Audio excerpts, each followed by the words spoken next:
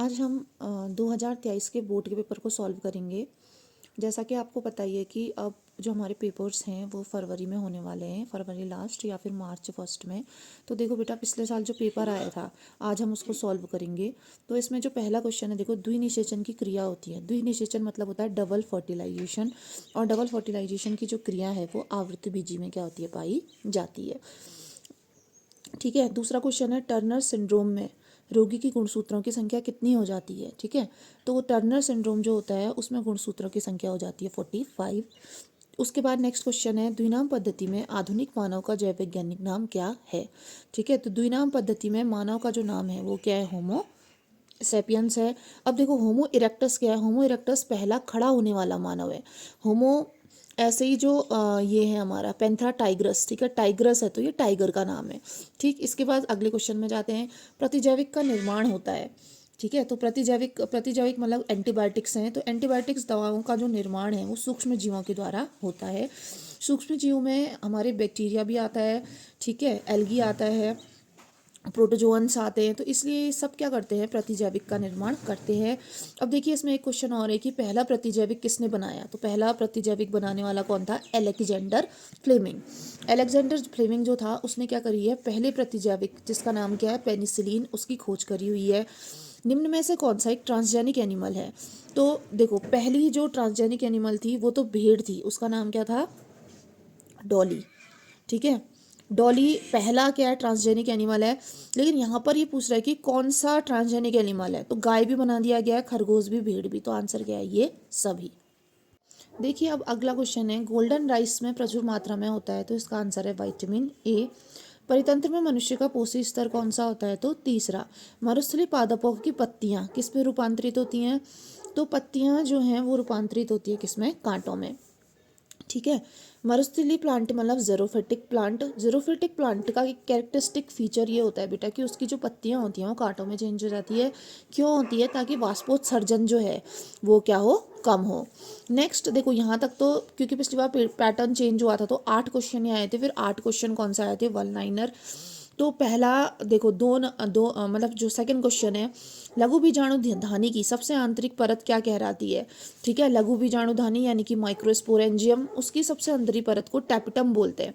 Sickle cell anaemia किस प्रकार का उत्परिवर्तन है, तो वो बिंदु उत्परिवर्तन है। डार्विन की फिंच कहाँ पाई जाती है, देखो डार्विन जो विकासवाद का सिद्धांत दिया था, ठीक है, वो किसने दिया, डार्विन ने दिया था। और उनकी जो फिंच थी, ठीक है, वो दक्षिण अमेरिका गए थे घूमने के लिए। उनके जहाज का नाम क्या था, बीगल। ठीक है। हो सकता है क्या पता इस बार जहाज का नाम पूछ दिया जाए, तो जहाज का नाम क्या है, बीगल। ठीक है। HMS beagle. अपने जहाज HMS बीगल से वो गए थे दक्षिण अमेरिका के गैलापागोस द्वीप में, और वहाँ उन्होंने एक पक्षी की खोज करी जिन्हें डार्विन की फिंच कहा जाता है। या अगर क्वेश्चन ये आ जाए कि डार्विन ने किसकी खोज करी थी, तो आंसर क्या होगा, डार्विन की फिंच। गैलापागोस द्वीप समूह में। एड्स का पूरा नाम क्या होता है, एड्स का पूरा नाम क्या होता है, acquired immuno deficiency syndrome. Spelling को अच्छे से याद कर लेना। HIV फैलता है HIV की, जिसका नाम होता है ह्यूमन इम्यूनो डिफिशियंसी वायरस। प्राप्त होता है तो BT प्राप्त होता है बेसिलस थ्रियोजेनेसिस से। ठीक है। अब देखो BT जो है उसका फुल फॉर्म है बेसिलस थ्रियोजेनेसिस।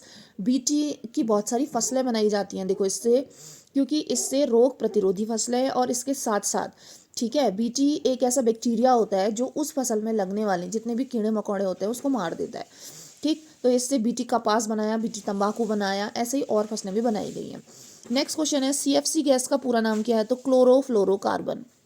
ठीक। ये तो आपके 1 मार्क्स के थे।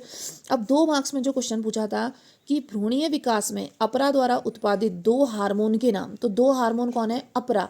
पहले तो देखो अपरा क्या होता है, अपरा यानी कि प्लेसेंटा, जिसको क्या बोला जाता है, प्लेसेंटा बोला जाता है।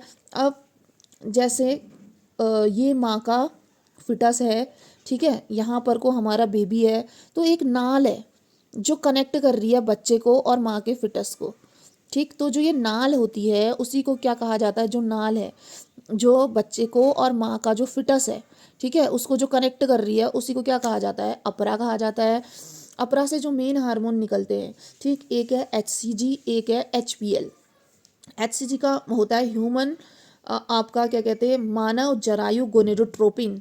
और HPL का फुल फॉर्म होता है मानव अपरा लैक्टोजन। ऐसे ही एस्ट्रोजन और प्रोजेस्ट्रॉन, ठीक है, ये नाम तो अच्छे से याद कर लेना। अगर यह है कि मानव में, ठीक है, मादा से दो निकलने वाले हार्मोन तो एस्ट्रोजन और प्रोजेस्ट्रॉन, और अपरा भी इसको निकालती है। मेनली एस्ट्रोजन को जो निकालती है वो ओवरी निकालती है, ठीक है। अब इसके बाद जो अगला क्वेश्चन आया था वो था ट्रांसक्रिप्शन और ट्रांसलेशन में अंतर बताओ।